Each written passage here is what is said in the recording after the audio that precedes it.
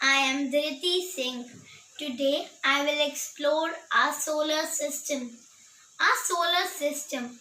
Have you ever looked up into the sky and wondered what was there? Higher than the birds, past the clouds, and farther than the moon, a whole host of fascinating objects spin in the outer space. Let's imagine for a moment that we can leave the earth behind and explore the solar system that surrounds it. We call it the solar system because everything in it is centered around the sun, and solar means something to do with the sun. The sun is a star, just like many of the stars that you can see in the night sky, just many times closer to us. Still, the sun is very far away from us, almost 93 million miles away. That's why it looks so small, even though it is the biggest object in the solar system. In fact, the sun makes up more than 99% of the mass in the solar system.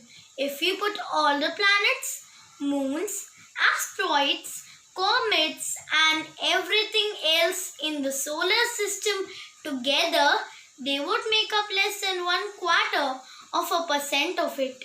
The sun is so big that it is 100 times wider than the earth, and if it were a giant jar, you could fit more than 1 million earths into it. More than that, the sun is what holds the solar system together. Its massive gravity is what keeps the earth and all the other planets circling around it instead of drifting off into the space. The sun is also what allows us to live on earth. Without the sun, there would be no heat. There would be no light. Plants could not grow. Water would freeze and nothing could survive. The sun is a big ball of gas, mostly hydrogen and helium, and it burns at millions of degrees in its center. Now let's leave the sun to explore the planets. The 8 planets in their increasing order of distance from the sun are Mercury, Venus, Earth, Mars, Jupiter, Saturn, Uranus, and Neptune. They revolve around the sun in definite orbits. Mercury is the smallest planet in the solar system. As it is nearest to the sun, it is extremely hot during the day and extremely cold during the night. The second planet is Venus. It is the hottest and brightest of all planets. As it can be seen in the morning and evening, it is called as the morning star or evening star. The third planet of the solar system is our planet Earth. Nearly 70% of the Earth's surface is covered with water, due to which it is also known as the blue planet. It is the only known planet to have life. The fourth planet is Mars.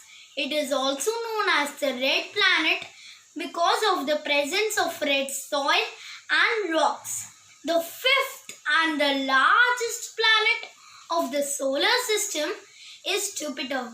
It is so large that it can occupy nearly 1,300 Earths into it. The sixth planet is Saturn. It is yellowish in color. It has beautiful rings around it which are made up of ice and dust. The seventh planet is Uranus.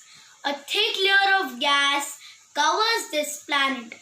The eighth planet is Neptune. As this planet is farthest from the sun, cold winds blow here at very high speed. Now you may think I forgot someone. No, I have not. It is Pluto.